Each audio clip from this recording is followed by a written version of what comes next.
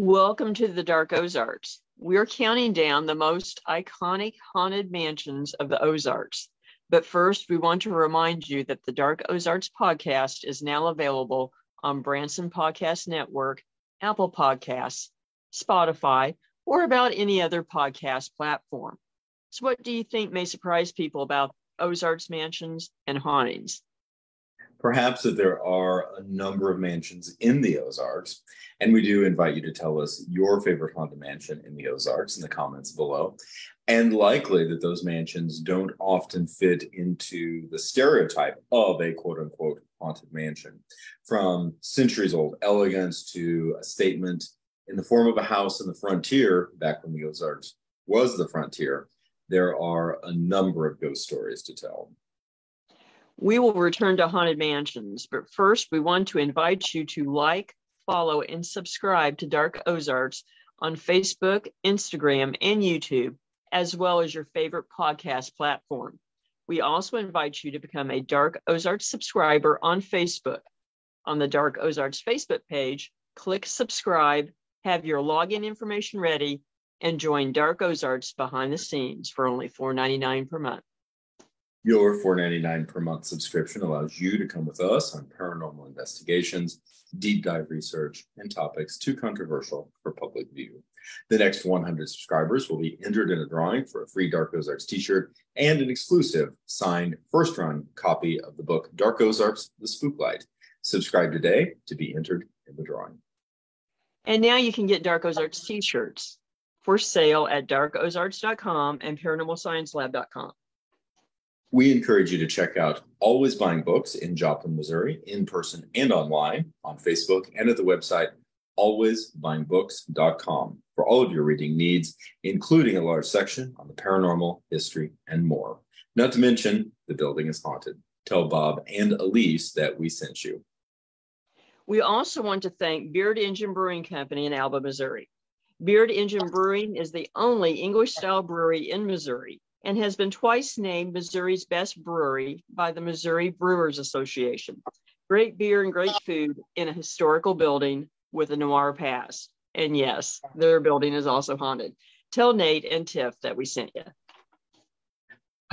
So, top 10 haunted mansions of the Ozarks. This is admittedly a little controversial because it is a subjective list, and we do invite you to give us your thoughts as we go. Yes, we may be wrong, so don't be afraid to tell us that. Or you might be wrong. Not you, them. We all might be wrong. I'm wrong a lot of the time. Me too. So, a haunted mansion. It's something that seems ordinary and just taken for granted in America, but it's not always been that case. It's not. Now, really quickly, before we go any further, we have two public events for Dark Ozarks we do want to invite you all to. That's true. We will be at the Metaphysical Fair in Republic at the Old Town Event Center in Republic, Missouri on Friday, Saturday, and Sunday. We'll be shooting video live from the event and do invite you all to come out. It's a neat event, lots of vendors, lots of things to do, lots of things to learn, and it's a good time. So invite you to check all of that out and come see us. And also next Wednesday, a week from tonight, you and I will be doing a live walking tour again in Joplin, Missouri. Yes, we are. Downtown Joplin. You get to hear history and ghost tales from the downtown area. It's in conjunction with the Great Race, which stops in Joplin. And as soon as the drivers get in and get out of the cars, we'll be assembling to go. So go to the pages for information for darkozarks.com as well as on Facebook. That's right. It is a great time. You and I got to co-host this walking tour not too long ago, just a couple of weeks. It is a really, really neat look into the haunted history of downtown Joplin, certainly an important portion of downtown, centered around the historic Murfreesboro area. Well worth the time, a lot of fun. Wear comfortable shoes. We cover a lot of material in a comparatively short period of time. We do. So come to enjoy it. And hi, Steve. We're looking forward to tonight as well. It's fun, and for the first time in 3 years, we're set up so we can watch our comments as we go. Yes, we finally just did it. Yeah, and coming up soon, we're actually going to do a live off the cuff. Dark Ozarks just answers your question, so be watching for that. You're welcome to throw in your questions, things that you would like us to talk about, and we're going to go back to our roots and begin do an episode where we probably won't even have notes in front of us. We're just going to wing it. That can be dangerous, so look out. It'll be fun and dangerous, and look out. But yes, so. We do hope to see many of you or all of you soon, and just thank everybody for their participation. It's really amazing. We've hit 109,000 followers now. Mm-hmm. Yeah, unbelievable. We're very grateful. Yes, very humbling. Very humbling. I want to lead with this, with the haunted mansions in the Ozarks, and then we'll talk about the subconscious idea that we have embedded in us about the mansions, about haunted mansions. In the Ozarks, there are many different types of mansions. Mm-hmm. Some of them could even be surprising if you have a very specific image in your head about haunted mansions, but some not. There's a number on the list that really do look like the quintessential haunted mansion. Yes. And something that is particularly fascinating to me, not only in terms of studying architectural styles throughout the Ozarks, but as a slice of American history and U.S. history, is that many of the homes, the large grand homes that were built in the Ozarks, beginning with around the time of early settlement, beginning approximately around 1820 and extending to approximately 1900, that the range of homes is really, really impressive. It's formidable. It can be very confusing. And what classified as a mansion in one time and space could be very different than what classified as a mansion in another time. That's very true. I mean, it's a fluid concept in the region over time, and to be honest, was in a lot of places. It's not just in this area, but there was a lot of change that happened over a relatively short period of time that meant that what people thought was a mansion or considered was a mansion 20 years later wouldn't even be on the radar. So something else that's really interesting is that the social impressions of style was and is, just like it is now, was a big deal. And there were at various times certain styles that would move in and out of favor, and very, very pushed by social pressure, economic pressure, social and economic change going on, and also generational change. Mm-hmm. And it could be argued that beginning particularly around 1920, that there was a really heavy push to deride the Gilded Age, to deride the Victorian homes, these grand mansions with all of their complexities and their eccentricities, and push toward a sleek, modern style, or the idea that there was a lot of intense corruption or social repression going on during that era, which is not an unfair assessment at times, particularly among the extremely wealthy. True, and it also was a sign of the times of the progressive era when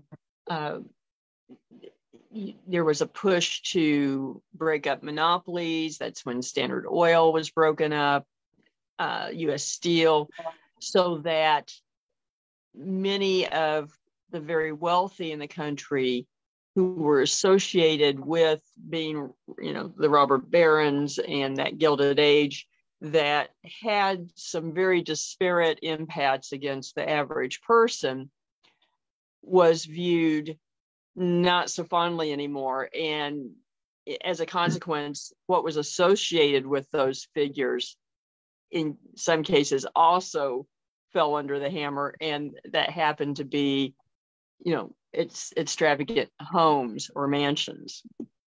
It did. And of course, you combine that with some pretty dramatic economic recessions that left a number of those grand homes empty and moldering in the lots that Yep. they were building.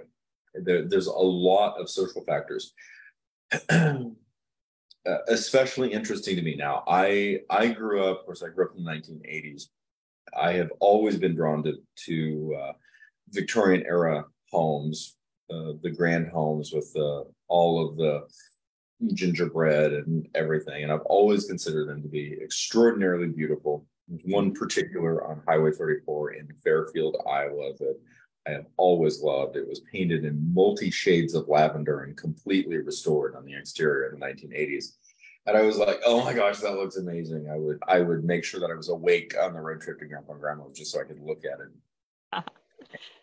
And so for myself, certainly growing up in the 80s, very far removed from this derisive modernist push of the 1920s that said we need to get rid of all this because it's very grotesque, it is very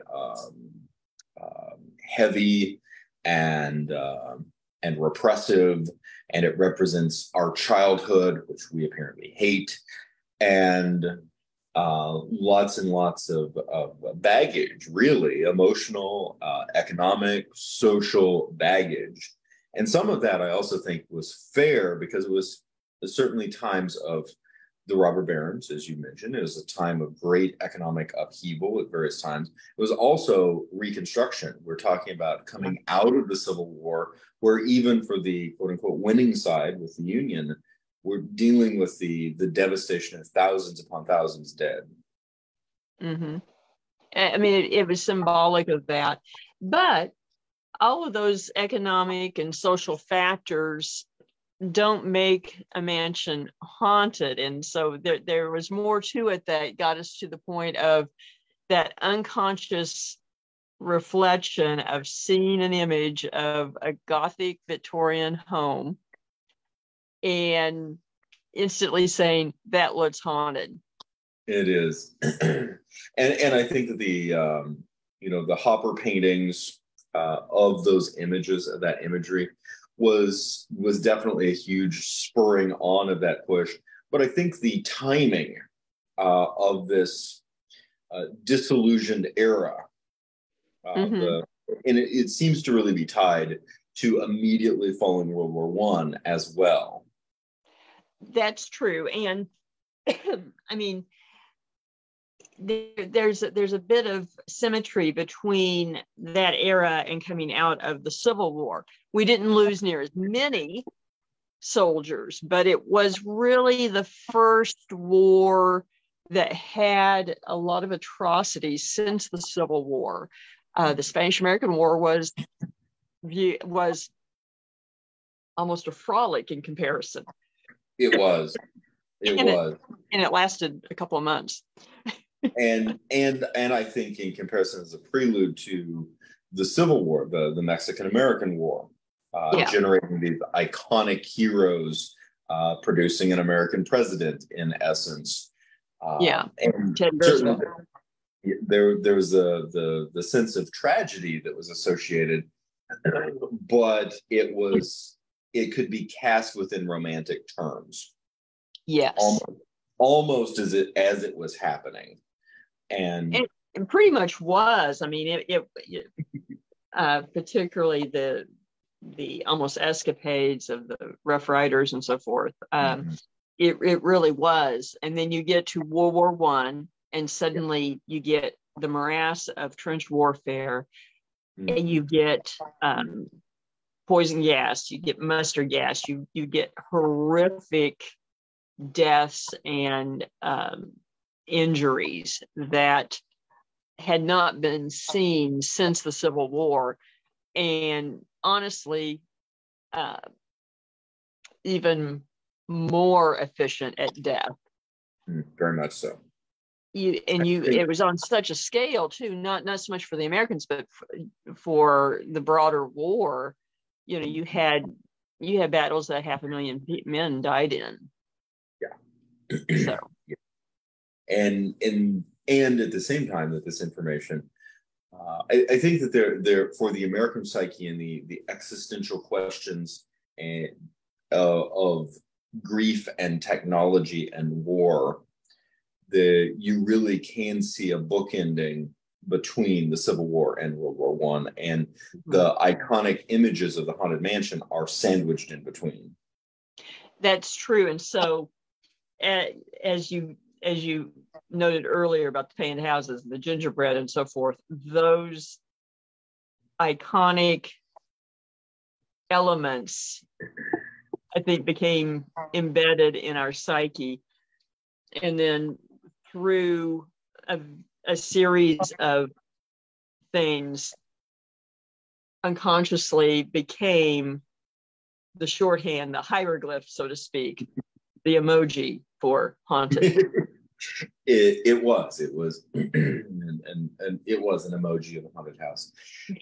And with that, I think something that is really spurring that is the fact that this particular generation's existential disillusionment following, and I would also contend there's a very strong possibility during the Gilded Age, we're looking both at the time extraordinary developments in technology and infrastructure. There's an implied positivity. There's an implied improvement. Certainly, at the moment, I mean, the season when I just constantly refer back to the Great White City, the Columbian Exposition of 1893, and the St. Louis World's Fair of 1904.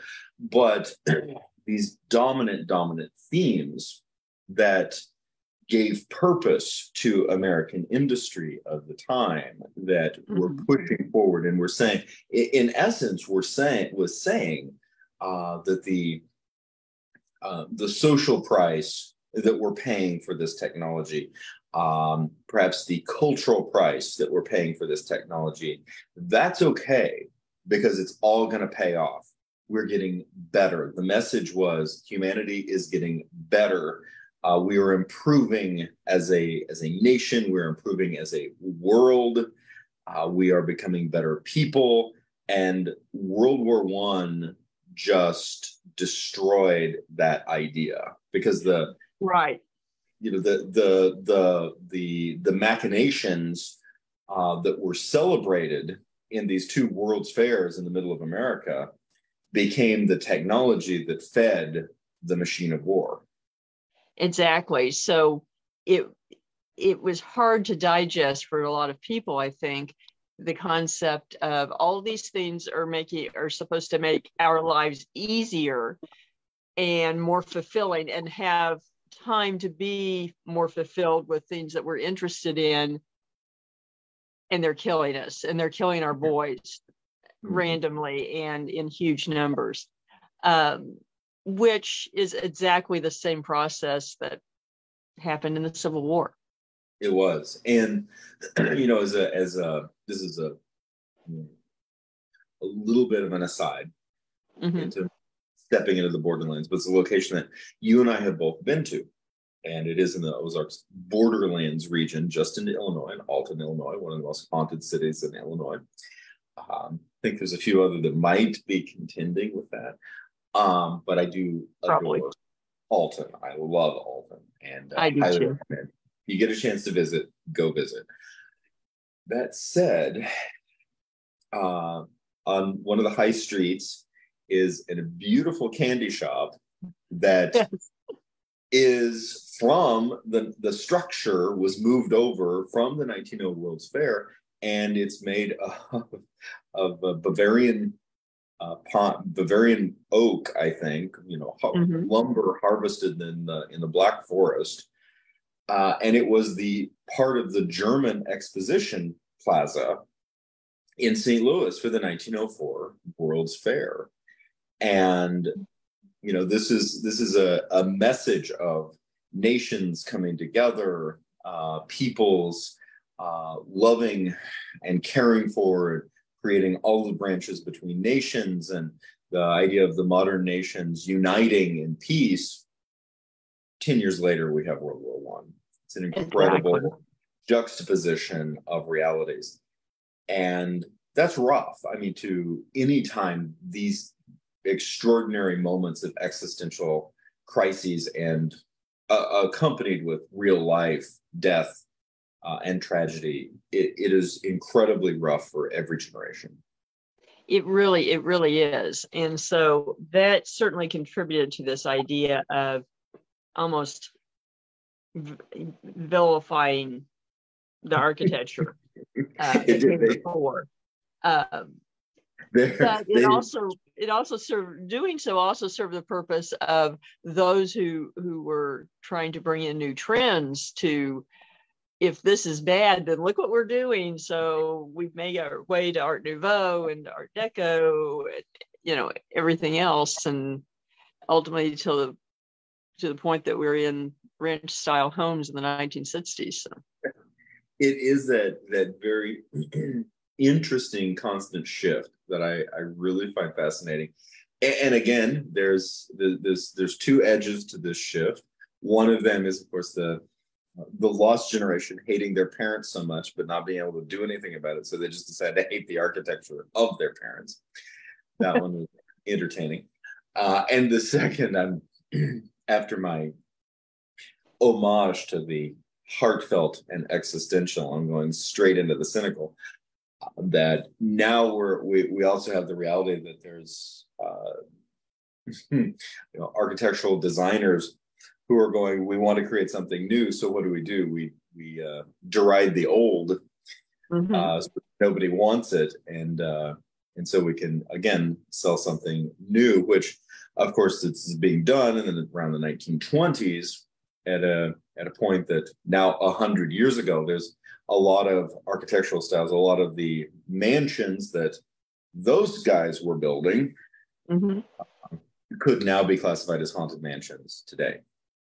Very true, very true. And then you had the very real fact that there were a large number across the nation of these Victorian mansions where family fortunes have been depleted. Actually, one we're going to talk about tonight is a good example. Went through this process. The second one on our list, and so they were sitting rotting in many cases. So it lent itself to the argument that, look, this needs to be replaced. They're rotting, and the motif of the rotting corpse of the house lent itself to being haunted. And all of these factors came together so that now you can have a cartoonish drawing of a Victorian mansion, and we all know what it means. It means it's haunted. It does. So two points that I think to launch our countdown. And point number one, additionally, is this economic, cultural, and existential crisis that occurred approximately in the 1920s at this point. Brought about certainly a number of writers and artists' opinions that in all likelihood they simply needed the catharsis the creative catharsis in terms of what had gone on before, much of which is very understandable socially and culturally. We're looking at you, F. Scott Fitzgerald. Oh my gosh, on so many levels. So at the same time, something very unique was taking place, and that was the development of radio and film, and of course that leading to the development of TV. So we are at the cusp of creating public consciousness through imagery. Yes. And the the Victorian era and Second Empire architecture, along with you know, the motifs, the architectural motifs that accompany that, really became embedded in the psyche of North America, the psyche specifically of the United States, at over a period of about 50 years, without us specifically asking for it or thinking about it. It simply became. And for myself, my first exposure to it was watching the opening song and accompanying images of the 1969 original Scooby-Doo. Same here. I mean, that defined childhood and captivated me when I was tiny, and never left the intrigue behind. I guess that's how it got here. and that moment that just becomes indelibly lodged in the subconscious is a little bit different for various people. For some people, it's the mansion in Psycho. Oh, definitely. For it could be a variety of things. For others, the Addams Family mansion in the original TV show, or perhaps the original cartoons that were being drawn in the 1930s and 40s. Which was part of this earlier process of developing this motif, yes. So certainly it is a commentary on how pop culture can work. It is a commentary on how pop culture gets inside our heads without us thinking about it, and then we begin regenerating it for each generation. And to me, that's fascinating, a little creepy, but very, very fascinating. And then the shift, I suppose, jumping into the category, into our official countdown, is that some of the mansions in the Ozarks do not fit that stereotype. Not all of them by any means. Hey, it just means we're unique, right? It does. It does. The Ozarks are a unique and incredibly fascinating place. We do invite you, if we do not include your favorite haunted mansion in the Ozarks on the list, let us know. Yes, because actually we'd love to hear about more, and if we get enough other entries to be considered, we might do a second episode of this, or a third or fourth. I just remembered one that's not on the list. I don't have enough information on it, but I am personally convinced it's haunted. We'll investigate soon. So first on the list, I think we're just going to go first on the list and then down the list, and we'll decide which ones we think are the most haunted at the end. How about that? Sounds good to me. Okay. We will begin with the Missouri Governor's Mansion in Jefferson City. Now, I think this definitely is one that I don't think too many people could argue doesn't fit the bill of being a mansion. And oh my gosh, it's beautiful. But it was built in 1872. It definitely fits the expectations with the French style mansard roofs. It is brick. It it is strongly reminiscent of that Second Empire style that was huge in the 1870s. And oh, an aside on this, which I think is really, really funny, just want to throw this in here, is that by the 1910s and the 1920s, there was also a push that the mansard roof, which of course was French in origin, was un-American and should not be being perpetuated, and should be if they were going to be hearkening back and paying homage to an older style, it should be colonial or federalist, something that was unabashedly American, if you're going to be building new mansions in the 1920s. Yes, they did get to that point, and it's just, all I can say is I'm glad they didn't tear the roof off, because it is beautiful. It is absolutely beautiful, and it's a great, these types of discussions, understanding these types of discussions are, I think, particularly powerful to remove ourselves from particular fads that occur, because without the social stigma or the social pressure, which is very subjective, you look at so many of these structures today, and it is regardless of what you know about architecture or history, nearly anyone can look at it and be awestruck by this structure. The governor's mansion in Jefferson City is exquisitely beautiful. It really is. It really is. The craftsmanship, the design, everything. And then it's haunted. So correct. even better. And potentially by multiple ghosts. But the prime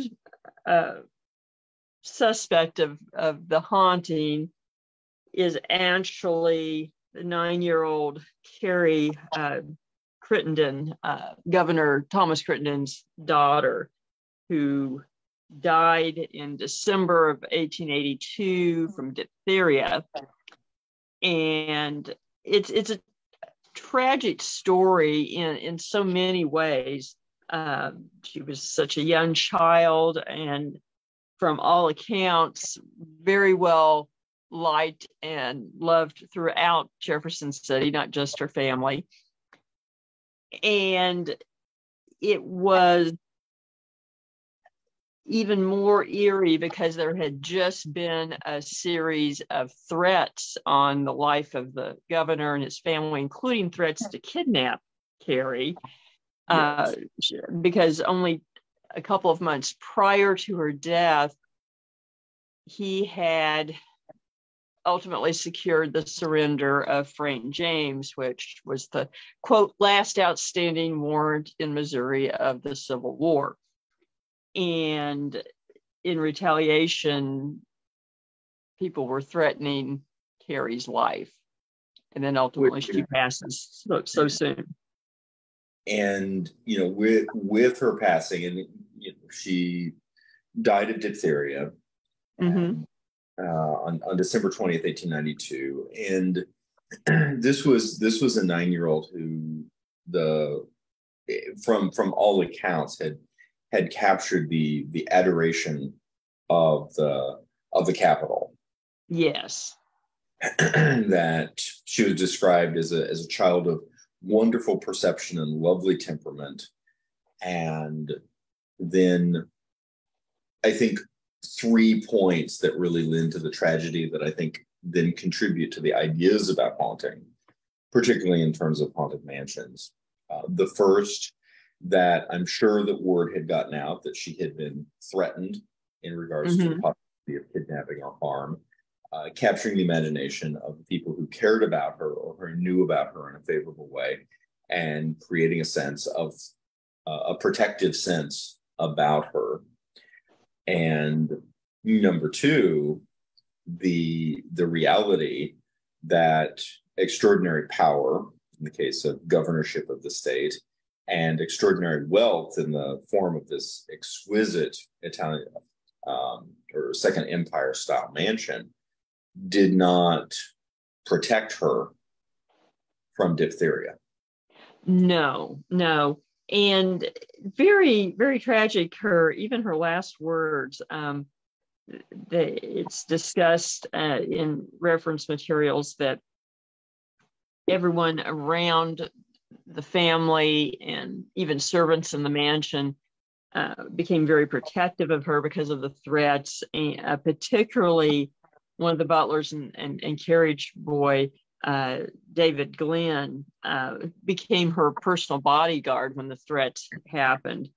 And he was in her last thoughts. Her last words were, "Drive on, Dave. I see the angels." And then perhaps even more tragic is, for a long period of time, her grave was actually lost in the overgrowth of plant life near the mansion. Right. She had been buried in the Woodland Old City Cemetery, and I think part of that probably over time came about from the fact that later on the family, of course, were not from Jefferson City, and eventually were no longer living in the mansion. And ultimately, the family was buried in Kansas City, but she was in Jefferson City, and no one there tending the grave, and it was lost. And finally, it was the Daughters of the American Revolution that were working to preserve the cemetery, were able to find her grave again. So it had been lost for 70 plus years. So all of those things, and those are all kinds of factors that tend to be associated with hauntings anyway. It is across the board. Mm-hmm. And of course the stories, the anecdotes that are told is of a young girl in white is seen playing in the mansion. Yes. There was a worker in the mansion during Kit Bond's governorship that refused to return to the mansion because he encountered her and she was playing. And then former First Lady Jean Carnahan, while they were in the mansion, they had a repairman who worked in the attic, and said a little girl about 8 in a white dress played near him all day long. I find it interesting that she revealed herself both times to workmen, and perhaps something to do with, her fondness of Dave Glenn, that she felt close to tradesmen. I do find that interesting, and also the accounts that in her life she just had a wonderful personality. The impressions, obviously, on this is that this is certainly not a dark or malevolent haunting. This is a very positive spirit, yes, within the space, but understandable that it could also be very unsettling. Oh, definitely, particularly if you're not expecting it. I've dealt with situations where people working in a building or so forth encountered a spirit and then refused to go back in. So that does happen more than you probably think it does. So even though by all accounts she wasn't doing anything scary, so right. Now, interesting on this, the work was completed on the mansion in December of 1871, and a good chunk of the work for the mansion was performed by prisoners from the penitentiary. That's true. That is true. Which I'm not sure whether it contributes to the hauntings one way or another, but it is interesting to note. I just, I find it. Another thing is that 2 other people have passed away in the mansion, And ironically, all three passed away at Christmas time. Which is very interesting of note. Do we have any additional stories or anecdotes in regards to the haunting? Of course, if Carrie is haunting, it's the mansion. It seems to be a very positive thing, but not all hauntings are, light and fuzzy. No, I'm not aware of any that are unpleasant. I've heard accounts of, just people hearing footsteps and whispering, that kind of thing. But nothing that I can necessarily say that would go to one person or another. It might all be Carrie, or it might be multiple, but nothing specific. The specifics seem to be wrapped around a little girl about Carrie's age, and so it would make sense that it's probably her. Right. Speaking of mansions that have seen not only tragedy, but have some darker stories, that leads us to our next one, which is the Limp Mansion. Yes. And in some ways, probably one of the most fabled stories in the Ozarks, really. Rags to riches to tragedy. It is absolutely fascinating. I've got to check on the puppy for just a moment. I'm going to let you tell a little bit more about Limp Mansion, and then I'll chime back in just a moment. All right. The Limp Mansion, the Limp family may not be as familiar to a lot of people today, but at one point they were household names and just about the most important name in American beer brewing. And certainly in St. Louis, they dominated the beer business well before Anheuser-Busch came along. The dynasty really started with Adam Limp. His full name was Johann Adam Limp, but he went by Adam, who came to St. Louis from Germany in 1838. He started out in the grocery business, actually, and sold dry goods, groceries, and homemade beer. The beer became so popular so quickly that he closed the grocery store within 2 years and opened a small brewery. And then, so to speak, the rest was history. Actually, the original brewery was about where the St. Louis Arch sits today. And basically, over time, built the business up to being the largest brewer in the region. And ultimately, Limp Brewery was the first nationwide brewery as well, the first to sell their wares nationwide. When the original brewery by the river became too small, they outgrew the operation. They found a cave just south of the city limits, and it's actually just on the edge of the geographical edge of the Ozarks. For anyone who's wondering why are we talking about it, geologically, you could walk from the brewery to the edge of the Ozarks, but and not be too worn out. But the cave allowed them lots of space, plus they could keep it cool. And this is what ultimately led to more widespread distribution. And ultimately then the mansion was close by. Actually, the house was built by his father-in-law, and then he purchased it and then expanded it, built onto it. And it is gorgeous. It is. It is exquisite, absolutely exquisite. And certainly within this, to a degree, within a stereotypical style that you could at least look at it and go, wonder if that place is haunted. More of an Italianate style than Second Empire, which is French. but it is a very imposing structure. And before the interstate was built, the property upon which it sits was much larger. The interstate, the interstate to Memphis, cut off the back lawn.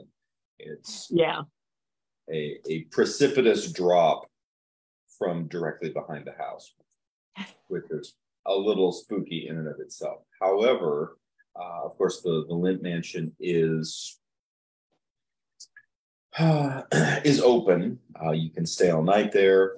There are a number of events that are hosted there on a regular basis, and you can also eat there. There's a regular restaurant and bar that is there as well as regular ghost tours. So yes, but an interesting thing about the Limp Mansion is it literally went through the process that we talked about earlier about how Victorian mansions gained the moniker of being, quote, the haunted mansion.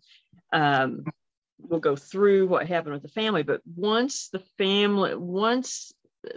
house left the family, it was used for office space for a while, then a boarding house. I mean, talk about from the peak of elegance to the gutter, literally. It was used as a very low-class boarding house and got to the point they could even keep boarders in it, and then ultimately was purchased by a family who then restored it and brought it back to its elegance. And so the house itself has gone through that ruination and process of decay and moldery back to being viewed as an iconic mansion, which I do find interesting that now, with this enough perspective and distance from the 1920s, we now often are in awe of Victorian mansions again. We are. And with Limp, the thing that is particularly striking is that largely beginning in the 1890s and then continuing well into the 20th century is a long series of extraordinary tragedies directly associated with family. Well, it's ironic for so many of the robber baron families, and not saying Limps were in that category, but of the rich families of that era, they generally say that typically those families lost their wealth within 3 generations, with only a couple of notable exceptions. And that's really what happened here. Adam died in 1862, and by that point, he was a millionaire by the time of the Civil War, which was, astronomical wealth at the time. Yes. Then his son, William Sr., took over, and really, he's the one who really turned Limp Brewing into a national concern. And ultimately, then it kind of started falling apart when his favorite son, Frederick, who now this is the 3rd generation, died at the age of 28. Yes. And they had expected him to take over the business too. And it is apparent, it's at least reasonably apparent, that he died of a heart condition. Yes, it was known that he had health issues a lot of his life, but died of heart failure. And this was sort of the beginning of the end for his father. That, let's see, another interesting point was that William, unlike the robber barons, who were known for their rivalries with each other, he actually helped other brewers. He helped Anheuser establish himself. He helped Pabst. Actually, his Frederick Pabst was his best friend. And he died then, shortly after Frederick. Frederick died in 1901, and Pabst died in 1904. And at that point, then William just became despondent and took no interest in the business. And so his health deteriorated, and they noted that he nervous and unsettled. And so made you think perhaps he had a nervous breakdown. It does. It really does. And is ultimately concluded with him shooting himself on February 13th of 1904. Right. I think in his office in the mansion, if I recall correctly.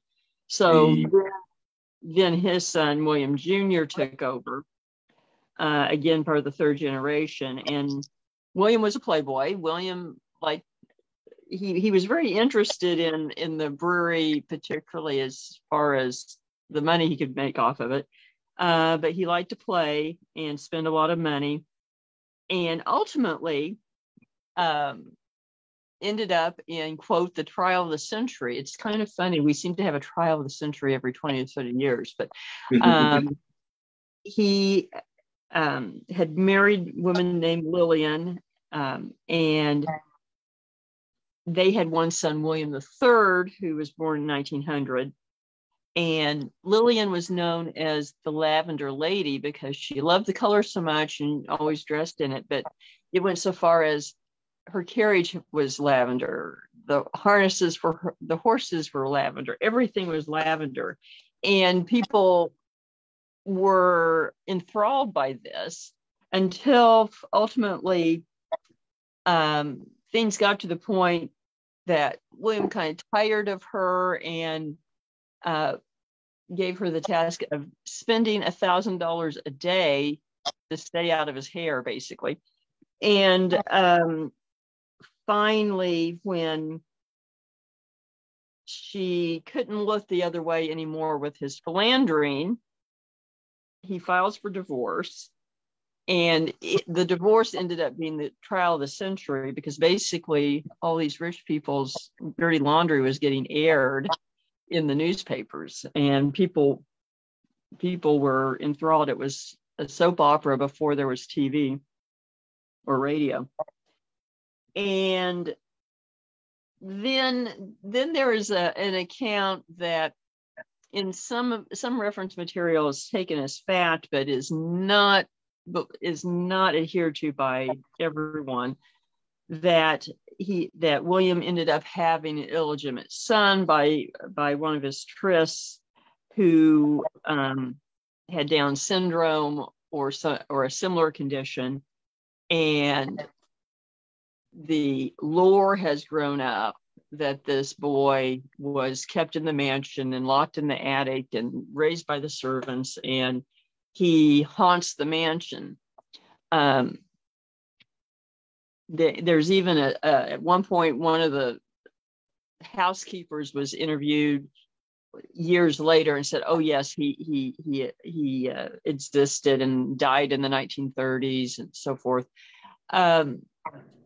but never gave his name. Even the person telling the secret never divulged his name, and there's no record of any birth or any child.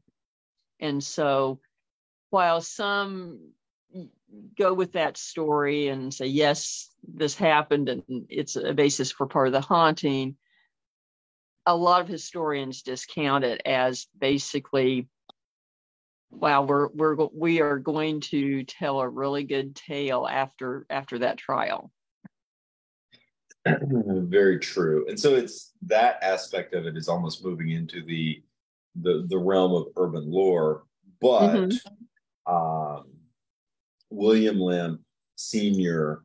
killing himself in the mansion, his son's essentially playboy life, the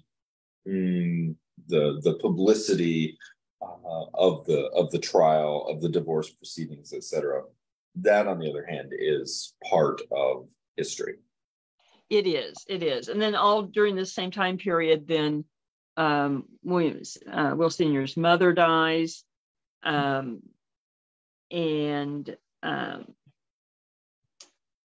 it just kind of deteriorates, and then Prohibition comes along, and they can't really keep it going. And part of it, I think, is just William's apathy. And he finally just closes the doors, and actually he closed the brewery down and didn't tell his workers. They found out by coming to work and finding the doors locked, which again just is a prelude for what comes later. It sounds like he's just following in his father's footsteps of despondency and depression. It does. It does. Of course, Prohibition occurs in 1919. And on March 20th, 1920, William's sister Elsa, quoted as the wealthiest heiress in St. Louis, shoots herself. She shoots herself, and it was rather tragic. She had a rather unhappy marriage, and I've read biographers who concluded that she elected to kill herself rather than go through the spectacle of divorce that her brother had gone through, and so on and so forth. So that unfortunately that happened. Now, one of the older sister, actually, she had moved to Milwaukee and was married into the Pabst family. She's she's the only child that really tragedy did not befall. But then by about 1922, most everything's being sold off. The business is being sold off for pennies on the dollar. And this is even before the Depression comes. And so basically the mansion is left. William sinks deeper into depression. And then December 29th, 1922, which is just months after selling the business off, he shoots himself like his father. And also in the mansion.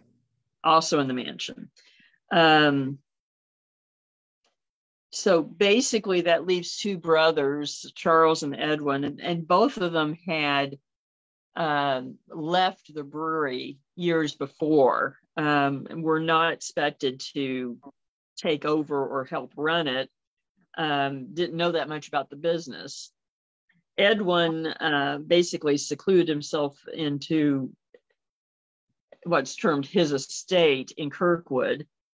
Then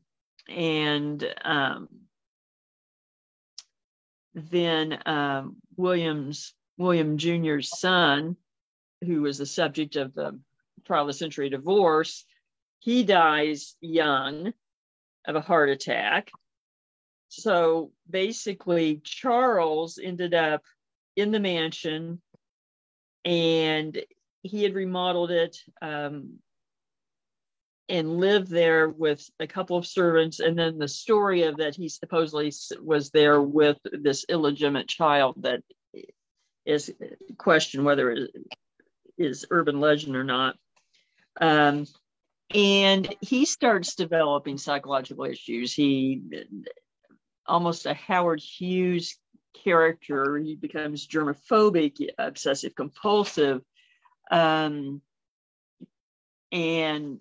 which basically fritters away his state of mind. And then he ends up in 1949 killing his beloved pet Doberman Pinscher in the basement, shooting the dog, then climbs the stairs to his bedroom and shoots himself. Yeah. And so basically only the sister that had moved to Milwaukee survived, and then Edwin, who stayed in Kirkwood, and he basically was a recluse but lived to the age of 90. But ironically, when he died, he had orders for his butler to burn all of the paintings that they had collected, as well as family documents and artifacts. And so a lot of the history of the family was lost because it was burned in a fire, which again does smack a little bit of perhaps some sort of psychological issue. I don't know. It's very tragic, but it's also just disturbing. It really is. And then part of the reason that they had a hard time running it later as a boarding house is because of basically hauntings. People got frightened and wouldn't live there very long. Part of it was mentioning, knots and footsteps and things like that. But it must have been something if it kept them from keeping it rented. It finally, because they couldn't keep it rented, it got run down to the point of almost being a flop house. And it's just an extraordinary history. It's a disturbing history, as I previously noted, and I'm very happy to see it restored, a thriving business. It's a fantastic place to visit. That said, just in terms of heaviness and experience there, the place is absolutely haunted. There's no question about that. I don't really question that either. It's very, very, very concerning. And I highly recommend that you check it out. It's just be careful around the mirrors. That's all I'm going to say about that. Oh, you're not going to say anything more? We'll leave that for. Go check out the mirror episode. We cover. That's true. But mirrors are a concern. A couple months back, we did a great magic mirror episode that I just enjoyed doing the research on, but I also experienced, so that was interesting. Kathy, hi. Glad that you are watching, and she wants to go check out the Limp Mansion. Highly recommend it. Highly recommend it. Our next on the list is Ravenswood. Yes. And I will say, I have not been to Ravenswood, but I have heard a number of people talk about it, including a number of paranormal investigators. And it's also known as the Leonard Home.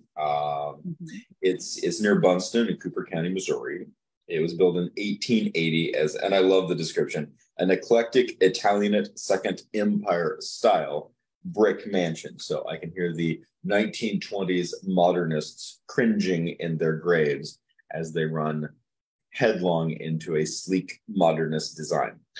But the photos of Ravenswood is extraordinarily beautiful, and it is on the National Register of Historic Places.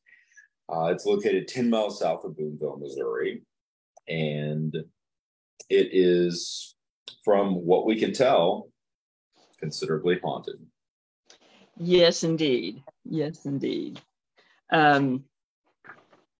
Well, for one reason, you have the same family still lives in it, and that is just amazing to me. That does not happen very often anymore. And there are buildings on site that are even older than the house as well. So it really is amazing. And I've heard a lot of things, people just describe it and their reactions and the way that they tell it, their facial feature, their expressions and so forth, very animated, to the point that it seems to really make an impression on people. I really want to go sometime, because people that have been there that I've talked to, you can tell it really made an impression. Mm-hmm. I like some of the activity that goes on. that hearing a mechanical music sound, but the music box in the home hasn't worked for years. That's always interesting. Lantern lights bobbing over the lawn at night. And they liken that to the original Mrs. Leonard's fondness of large summer parties on the lawn. It does not appear to be a scary haunting. It seems to be very warm, actually. I want to visit it. I really do. And one of the stories involves a family matriarch passing at the age of 90 in one of the bedrooms. And after her body was removed for preparing for the funeral, a servant goes to collect her clothing, presumably to take to the funeral home, and they can't get into her bedroom because the door is locked. By the time they go from the inside, and they go to get tools to try to open the door, and by the time they get back, the door is no longer locked. Yeah, I really like that. It just is an intriguing looking home. It is, and exceptional history, and it really speaks to that region of history of Missouri history along the Missouri River, in that space that really was, a slice of Southern plantation culture in the antebellum years, and portions of that were able to limp along after and during Reconstruction. Yes. Now, and that brings us to the Oliver Anderson house in Lexington. Yes, it does. And you have been there a number of times. Yes, and I've actually investigated it as well. Now, an interesting thing, if you've watched or listened to the show in the past, you've heard us talk about General Joe Shelby and his role in the Dark Ozarks over time. There's a direct connection, besides the fact that he had part of his business in Lexington. He lived at Waverly, which was 10 miles away. But Oliver Anderson, who came to the area in the early 1850s, and started building this house, went into business in the hemp business, which of course Joe Shelby was in, but he went into business with his son-in-law, Howard Gratz, who, if you recall, was Joe Shelby's stepbrother. It's 6 degrees of separation, or maybe 1. It is. And in fact, when the Jayhawkers, actually even before the Civil War, attacked Joe Shelby's business and burnt his warehouse down and so forth, the person who helped bail out Joe Shelby and his stepbrother Gratz was Oliver Anderson, to the point of ultimately Anderson filing bankruptcy. He ended up losing everything through the Civil War, and actually lost the house. But in part because he was trying to help his son-in-law and Joe Shelby. Yes. Now the house is essentially a modified federal style brick.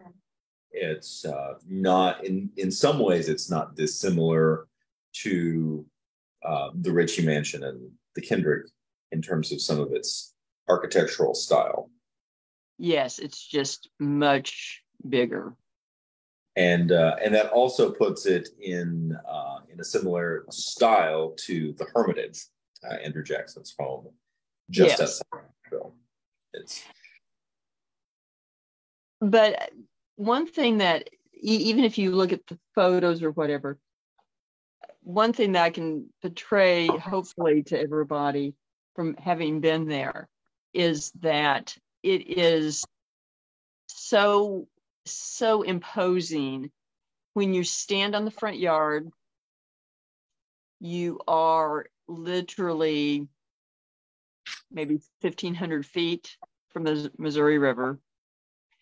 There now is a tree line partway between as a windbreak, but during this time period, there were no trees between the front door and the water. And even now with the trees, you can still just stand there and watch the water flow by.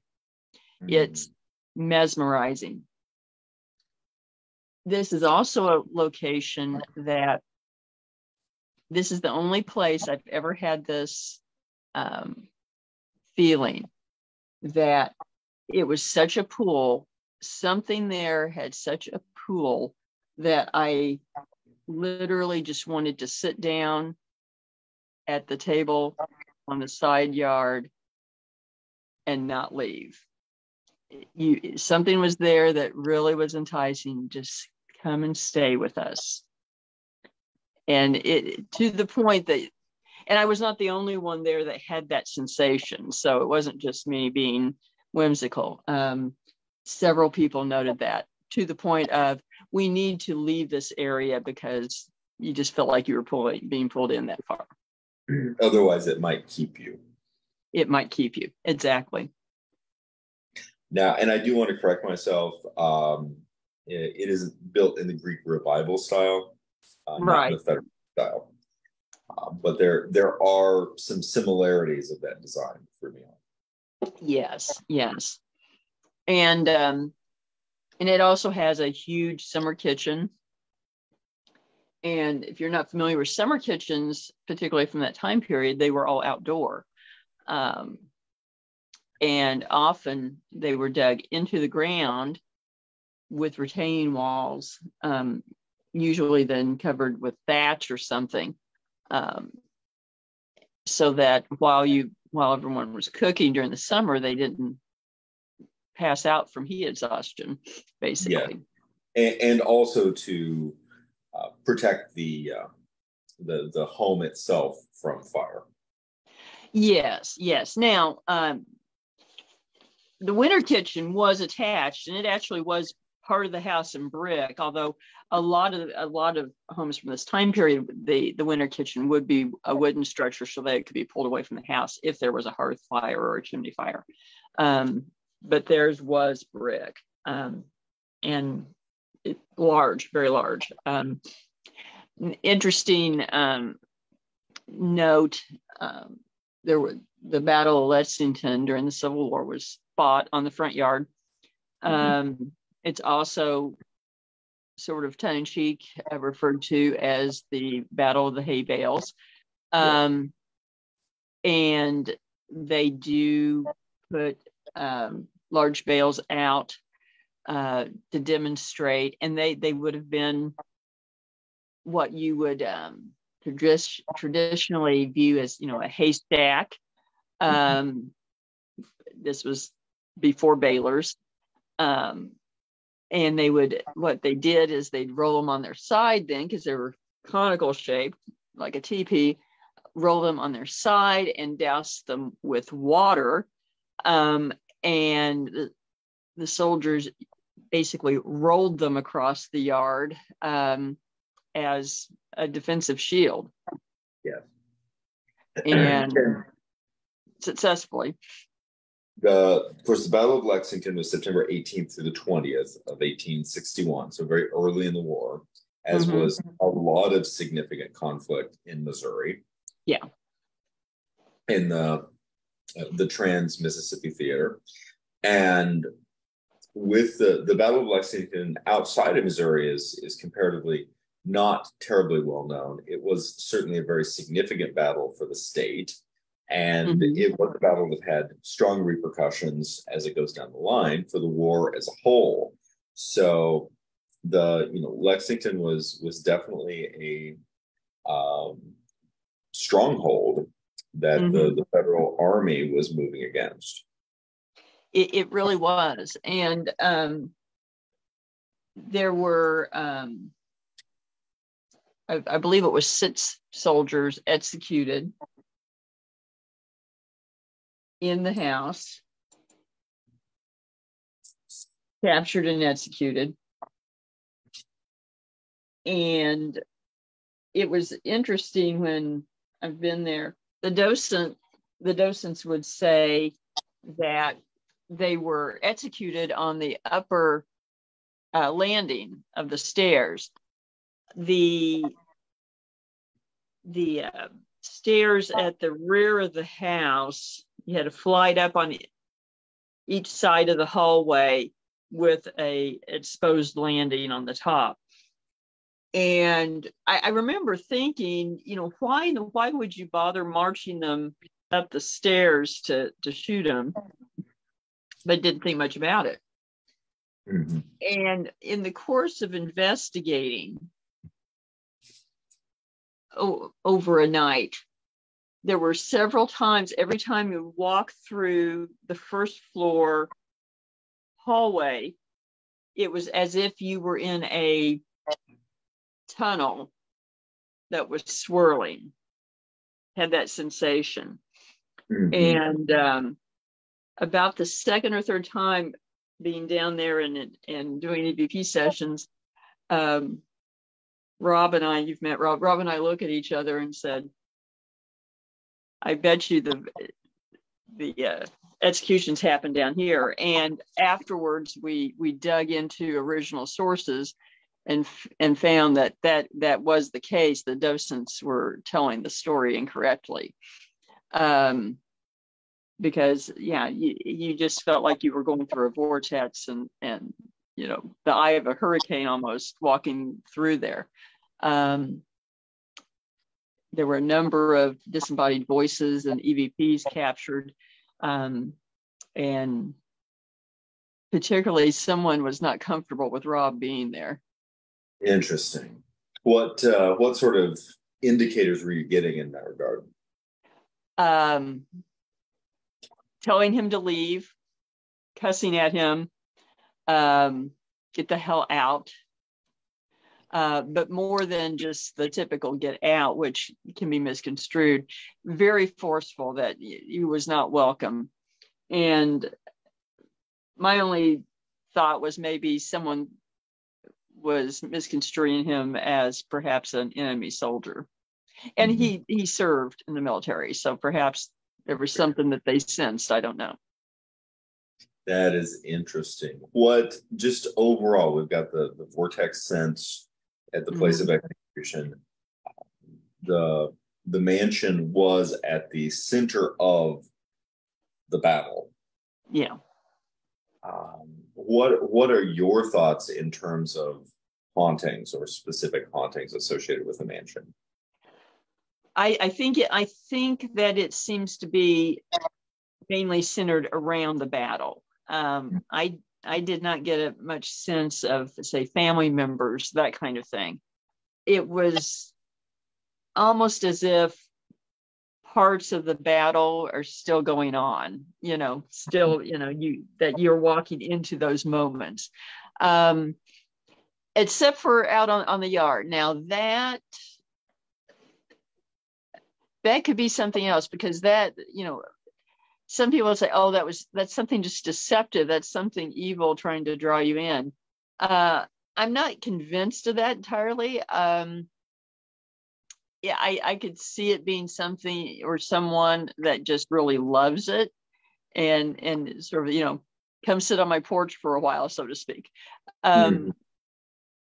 I'm not convinced what that is yet, but definitely I would say that you encounter elements of the battle more than anything.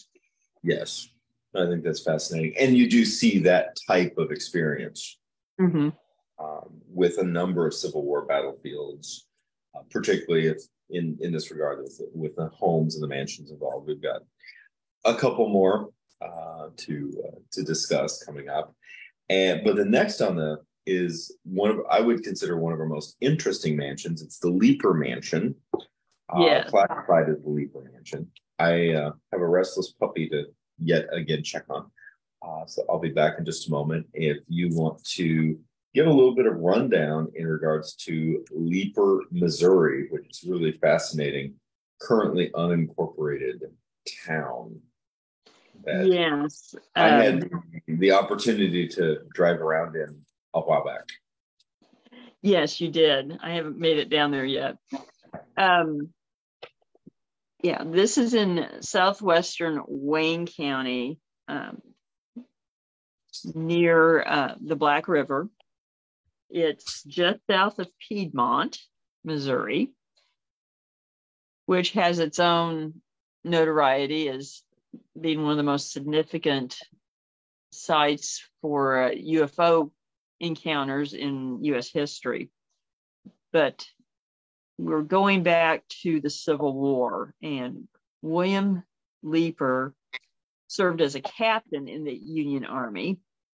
But even beyond that, he hunted bushwhackers. He hunted Confederate person rangers. There's several of these types of figures on both sides, not just on the Union, throughout the U.S. That became notorious for hunting down guerrilla fighters. And he was particularly viewed as ruthless and cruel, and developed quite the reputation of being a butcher, basically, for encounters in southern Missouri, southeastern Missouri, as well as northern Arkansas. And even after he was released from his unit, he continued this activity throughout the war, including organizing the burning of Doniphan, Missouri, which is the county seat of Ripley County, which isn't far away from Leeper. So it was a very personal matter for him. It wasn't just he was doing this and taking liberties as a commander or even in ways that, say, Sherman is portrayed in Georgia as a butcher. I think Leeper in some ways is even more so, because it wasn't a matter of strategy. It was personal, just more who he was, seems to be. It was, from everything that we can tell. He is still remembered in many ways unfavorably, despite the fact that after the war, he became quite wealthy, comparatively speaking, and did a lot to bring industry into the region, into the mountains. Including getting the railroad brought in. Yes, and bypassing a neighboring town because they had turned his application to join their Masonic lodge down.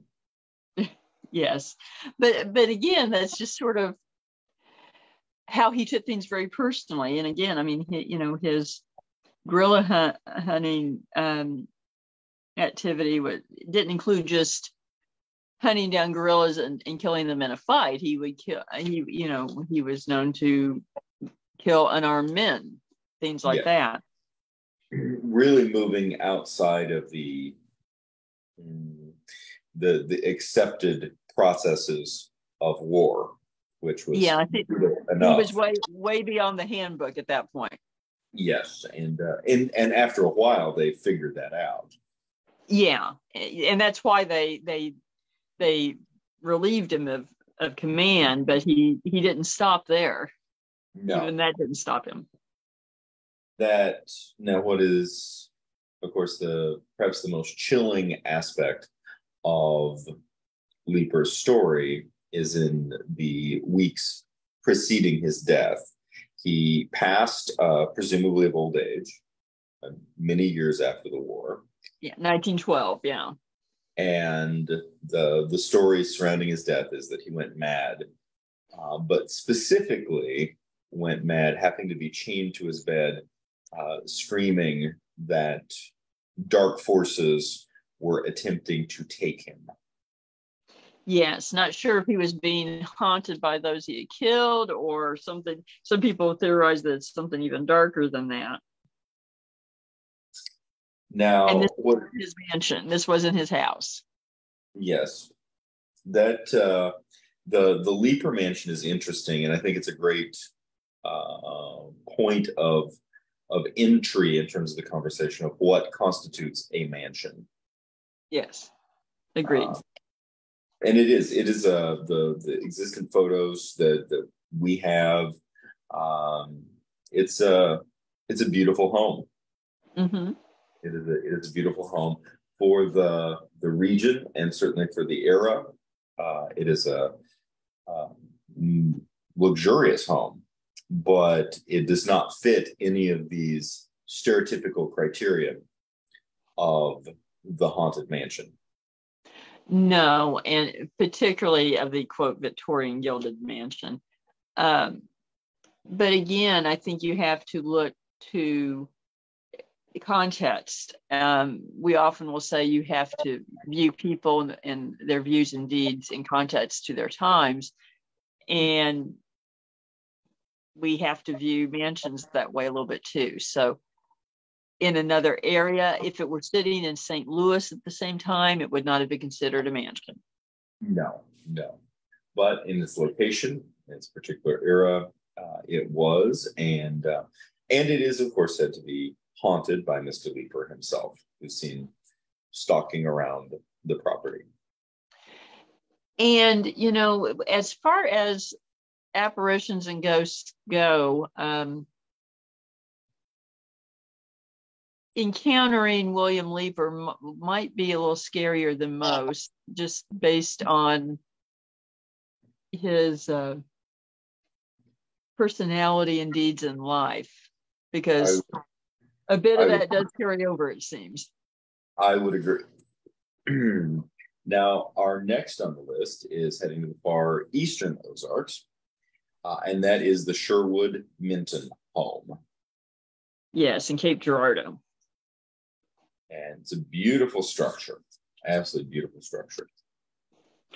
It looks very intriguing. I have not been there. I'd like to see it because there's something about it that just pulls me in. But and it is a pre-Civil War home. It is. It was built in the 1850s. And served as a Civil War hospital. Which sets a lot of checkmark boxes in and of itself. Yes.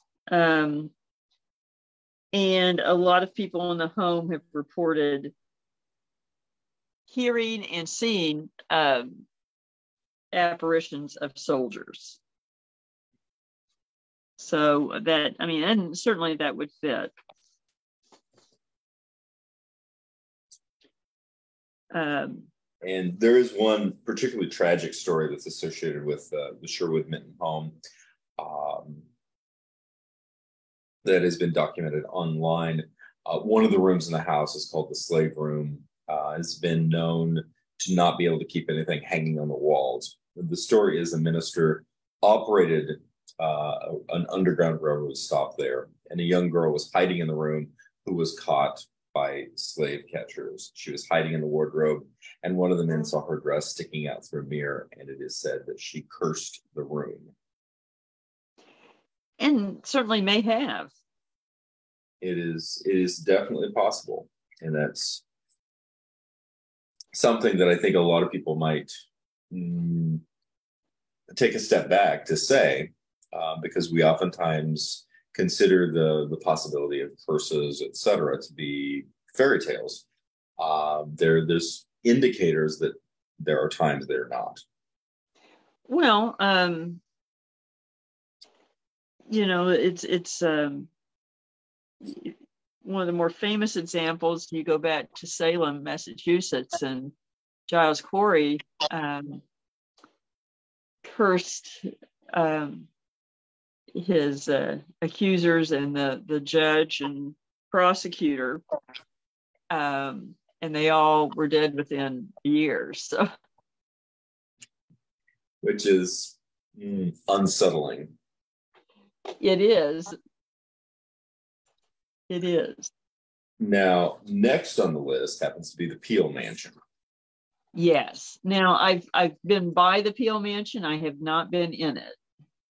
And this is in Bentonville, Arkansas. Yes. And it does tick off most of the boxes for our idea of, oh, that could be haunted. It does. It's a very imposing structure, to say the least. And I can say in a way, it's a bit like the Limp Mansion. Is that now the main road through town has been widened, and now there's a retaining wall, and you could just about throw something from your car window and hit the front of the house, which I find a little sad. But it does look even more imposing, as you drive by than the photos are. So, well, and it is absolutely gorgeous. It definitely fits just in terms of size, fits the criteria of mansion. It's a 6,000 square foot home. Yes. And it is really, really, I want to go visit it. Of course, it's not that far away from me. And even it's even closer to me. I just haven't made it there. Every time I've been down there and thought I'll go by, it's not been in hours when they were open. So that's the big problem.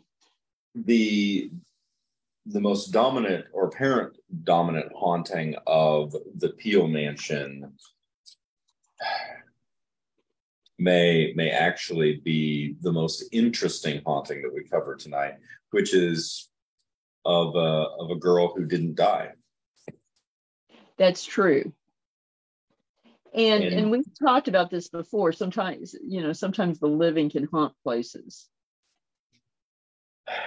And in that regard, it reminds me a little bit of something we talked about with the woman that you met, who believes that she may be the crying baby that one hears at Peace Cemetery. That is true. For whatever reason, we can leave such an impression in an environment that it repeats, and not necessarily. I think often people think of that sort of residual kind of energy coming from someone's death, or such a monumental moment in time. And certainly that case, it wasn't for her as a baby. It wasn't. She really wasn't aware of what was going on, but it certainly was a moment in time that perhaps the moment itself can absorb. I'm not sure. And just briefly, the Peel Mansion was built by Colonel Samuel West Peel. He was trying to get the attention of his the woman that he hoped would become his wife, Mary, and finally promised that he was going to build a mansion grand enough to remind her of the mansions from back home in Alabama. And Peel achieved the rank of colonel in the Confederate Arkansas Infantry in the Civil War. And then he goes on to become a lawyer and became prosecutor, and then served in the Arkansas House of Representatives from 1883 to 1893. So, and a number of people actually did pass away in the house, but that's not, interestingly enough, that's not the most dominant phantom story associated with the mansion. And an aside, one thing that I find very interesting here, and it just is nice to ponder for people to think about, is that one, he did impress the girl and she married him. Yes. And two, she would almost compulsively preserve food after the war because of such a fear of going hungry again as they had during the war. And she would give food away to families for the rest of her life in the area so that they wouldn't be hungry. But it's just a good example of the impression that the war left and how it can affect the psyche, just like we were talking earlier about World War I affecting the psyche of everyone. Agreed. And so fast forward to the 1920s, and a new family has moved into the Peel Mansion, the English family. Mm-hmm. And one of the daughters apparently succumbs to the stress of surgery during an appendicitis surgery in one of the bedrooms. Yes. I mean, very tragic. And then she comes back. Yes. And interestingly enough, in terms of near-death experiences, this is a long period of time. It's several hours have passed between the point that she's pronounced dead and covered with a sheet and when someone sees the sheet moving and discovers that she is alive. Yeah, well, it seems like a long time now, but those incidents really did happen more often than you thought in that time period, because people would be so ill and breath would be so shallow that it wasn't recognized, and even doctors could be fooled because they couldn't find a pulse and so forth. One of the more famous examples, because often it would last long enough that they had a funeral and they would end up being buried. And one famous example is actually Robert E. Lee's mother. And I forget what she had come down with. I want to say malaria, but I may be wrong. And they was pronounced dead and buried. And she had a bell ringer, because often they would have a bell on a string so that if you woke up in the coffin, you could ring it. And that's why they would often have people stay at the cemetery for several days.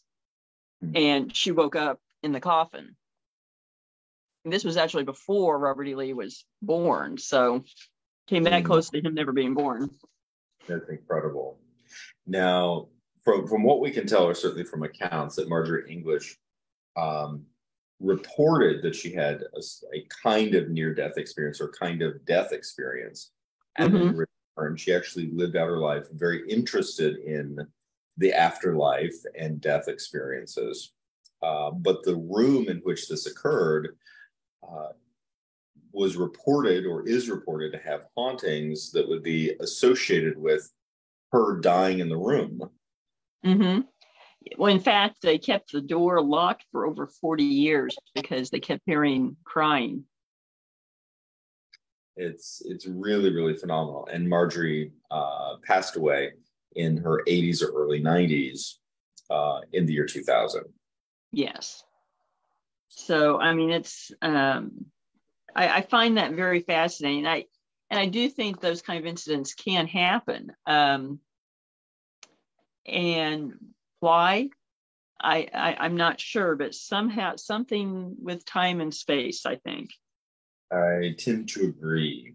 Now that brings us to the Clayton House. Yes. In Fort Smith. And we are with Clayton House and with the Lint Mansion, we're very much on the extremes of the Ozarks, but they're too fascinating not to include. Well, yeah, I mean, Fort Smith, yeah, it's still there, but it is getting south. We should note, I guess, with the Peel mansion too, though, that Mr. Peel, Samuel Peel, was still seeing the house from time to time, as well as his daughter Minnie. So, and then Marjorie is heard. Yes.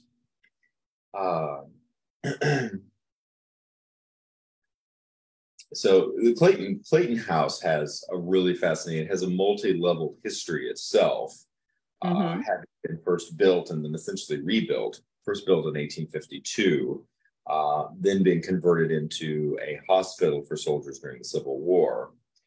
And then its name really being associated with its following owner, who's William Clayton, who was an attorney appointed to Western District by President Grant in 1874.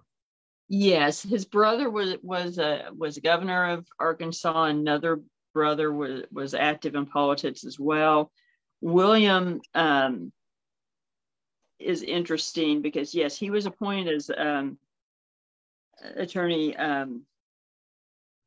for the Western District by Grant, and he served under Judge Isaac Parker, and known to many as the hanging judge.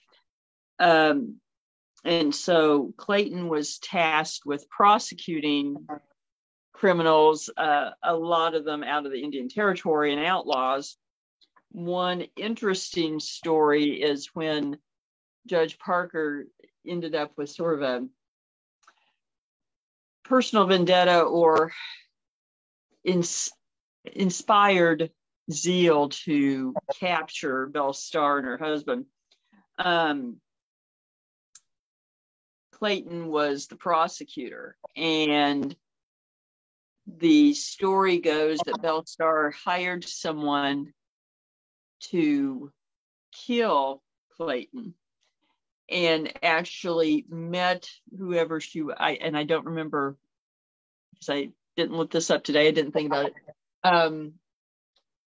Who the man that was going to kill Clayton met him at a county fair to pay him. And then as they were talking, found out that Bass Reeves held the warrant for her. And Bass Reeves did not get his man, whether he brought him in dead or alive, and that she thought better of it and called off the hit on Clayton. Wow. It's a lot of connective history, a lot of moving pieces. The hauntings associated with the Clayton house are really pretty numerous. We have reports of stomping boots. We have slamming doors. We have music coming from other areas of the house. Sometimes the apparition of a woman, individuals being touched, individuals having their hair tugged, and possibly the most notable is an apparition referred to as the tall, angry man. Yes, including what appears to be a top hat. Mm-hmm. Wearing a top hat.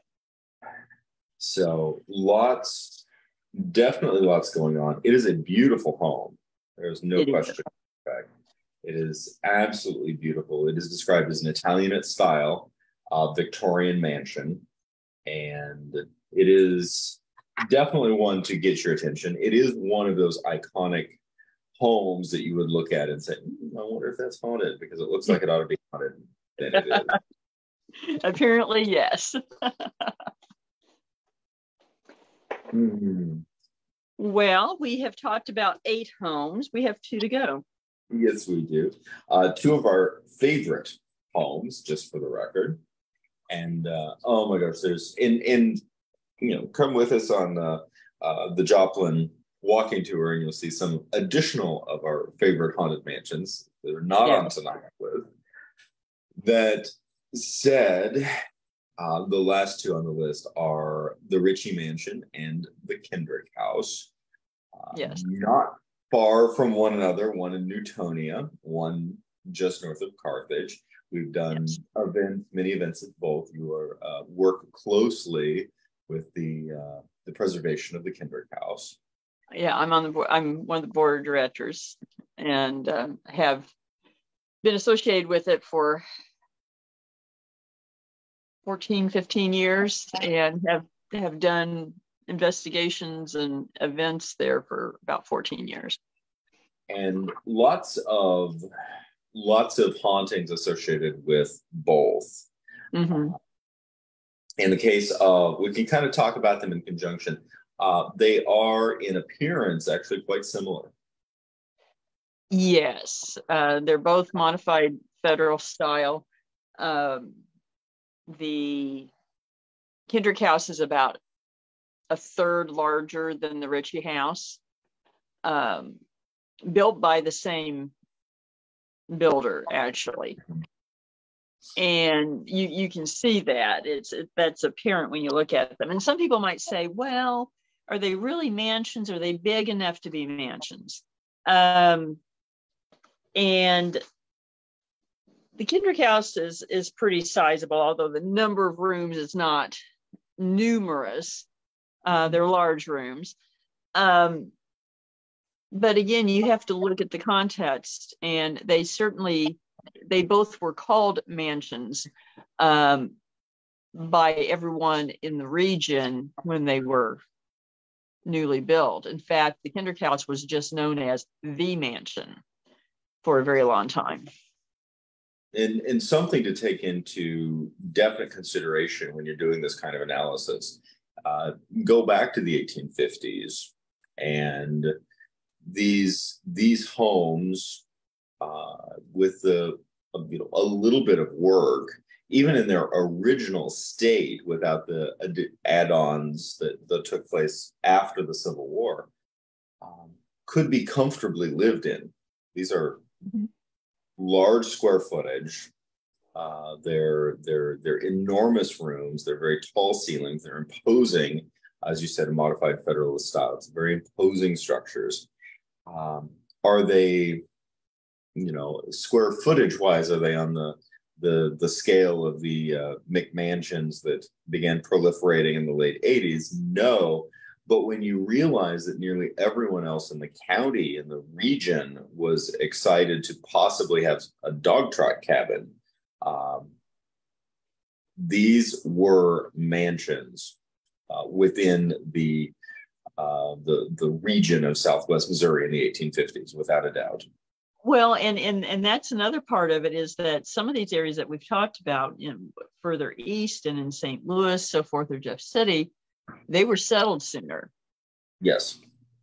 When the Ritchie Mansion and the Kendrick House were being built, there wasn't very much here, and so the fact that they had glass windows, was something that qualified them as a mansion, because glass had to be brought in from St. Louis, and there were very few bridges even, and they were brought in. Glass was brought in by ox wagon. Can you imagine bringing, panes of glass by ox wagon?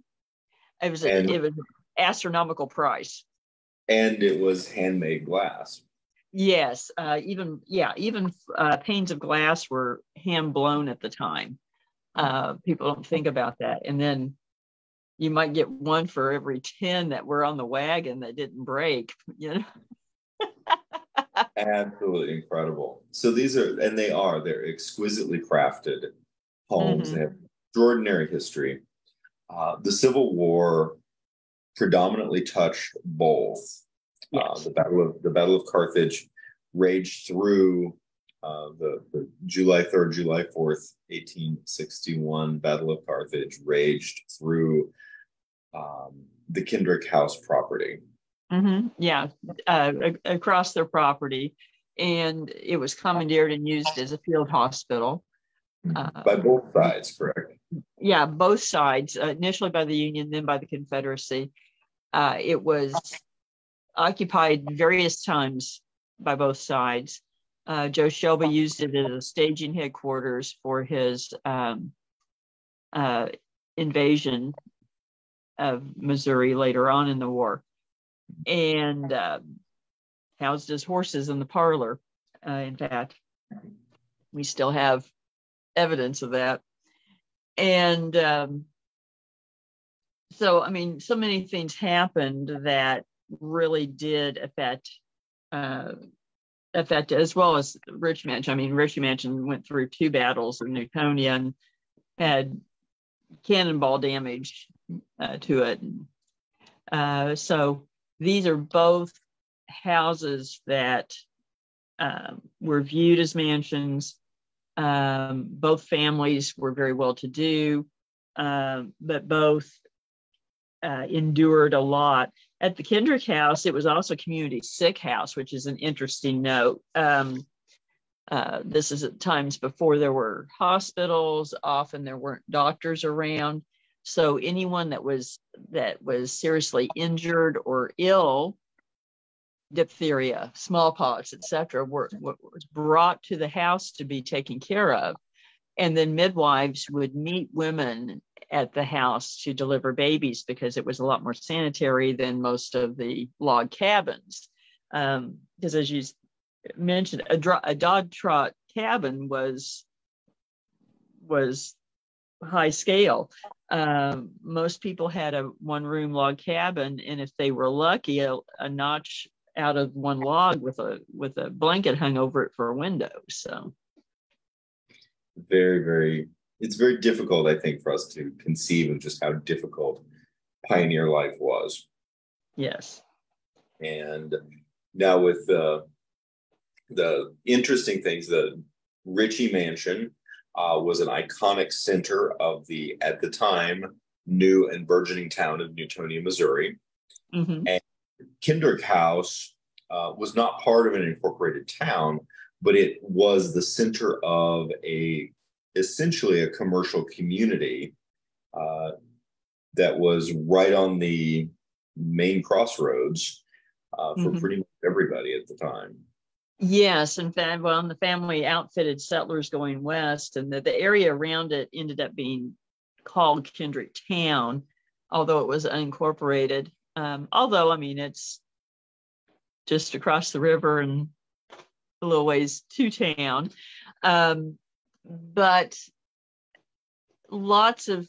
because of everything that happened, and in that situation, there were 5 generations of the family lived in the house and occupied it for 130 years. So a little bit like the Leonards. And I think that contributes to hauntings as well. And I would say that the Kendrick House probably has at least a dozen residents. Agreed.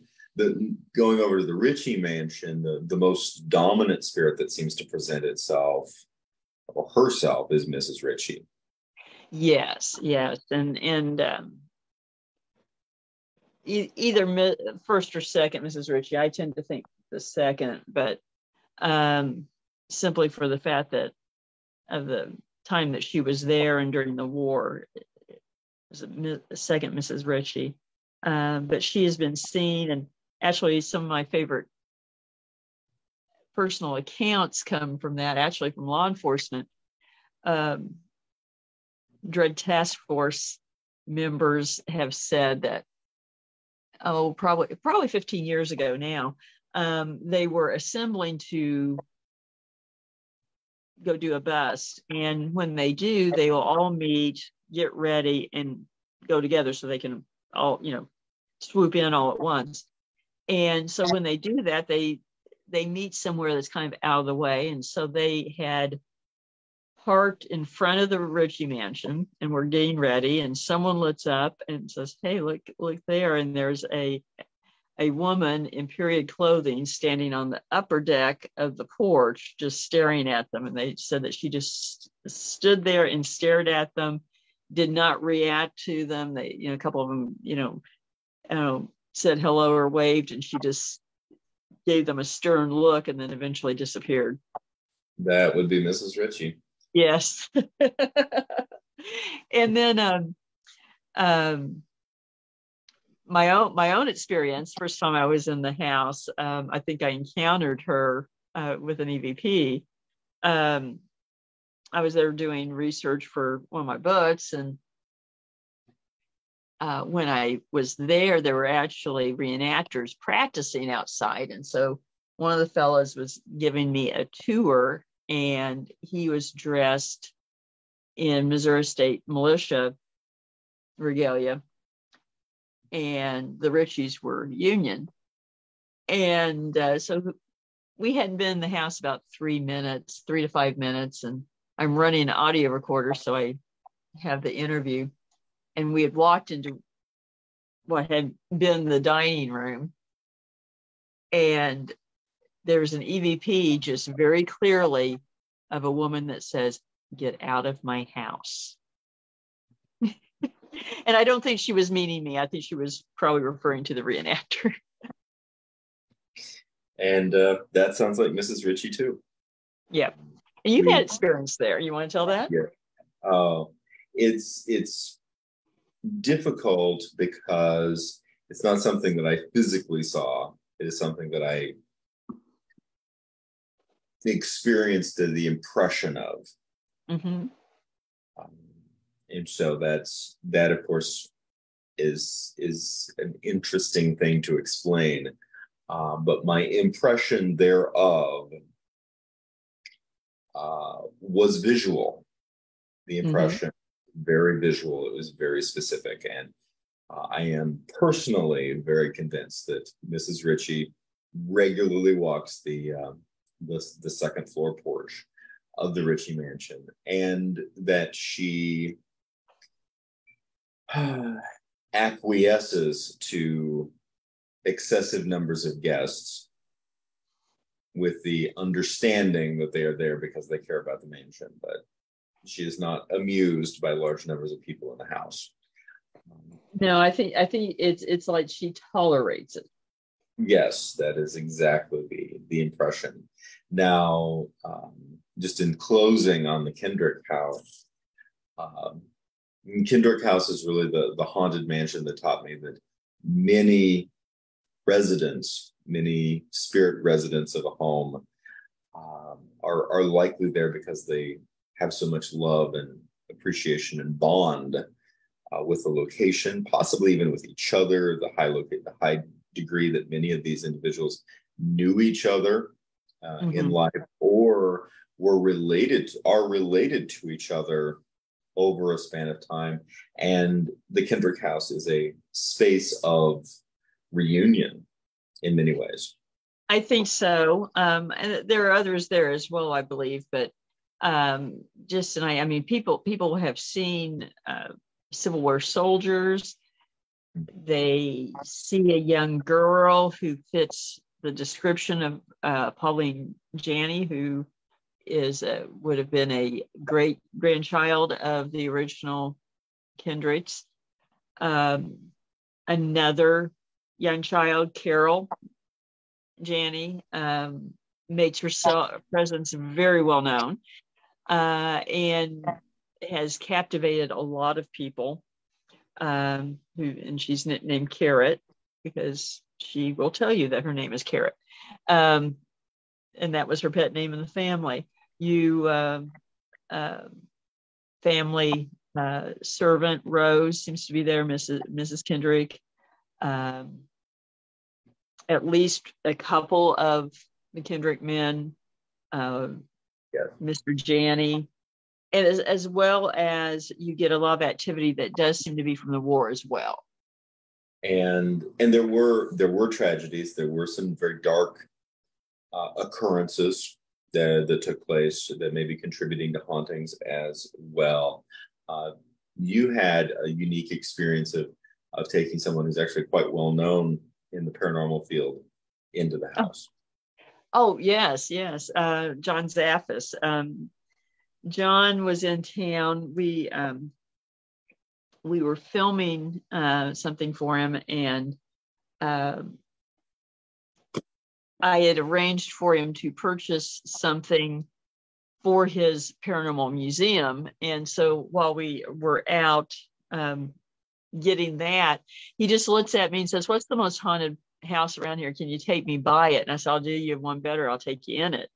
And so we go to the Kendrick house, and he's walking through it. I just walk upstairs because I don't want to affect anything. And what many people may not realize is that John actually is, I would say, one of the best psychics I've ever met. It's not usually openly portrayed on TV when he's on shows, but he's walking through, and I'm upstairs. I'm standing on the landing, and he's walking up the stairs. And to give you an idea, it's like January, and it's cold, and the heat is set at like 50 in the house, so it's cold in there. And as he's coming up the stairs, he looks at me, and just with a look, and he said, "What the hell happened here?" And I said, "I'm gonna go on through and see what you think." And he walked into the master bedroom and stopped and literally broke into a sweat, with sweat running down his face, and just turned and looked at me and said, "Lots of people died in this room." Then we walked downstairs and sat down, and he started telling me details of things that happened there that are not public, that have not been put out on the internet, that are just known through the family and the house and records and so forth, in great detail. And then later was on the Paranormal Science Lab podcast a number of years ago, and stated on there that Kendrick House was one of the most active places he's ever been in his life. And this is from someone who investigated the Amityville Horror House, the Conjuring House, etc. Yes. So, first of all, that is one of my favorite shared moments. I guess I'm going to put it out as a toss-up. Out of our 10 for tonight, for myself, somewhere of a toss-up between Kendrick and Lem. I'd say so. I would say so. And for some reason, I would have to say that, and then the Anderson House for me as well. And of course, this is a moving target. Some of these places we haven't been to, some places I haven't been to. I'm very curious what other people think, other mansions to put on the list, other investigations to do. There's a lot of work to be done here. There is, and we do want your input. So let us know what mansion you think should be considered.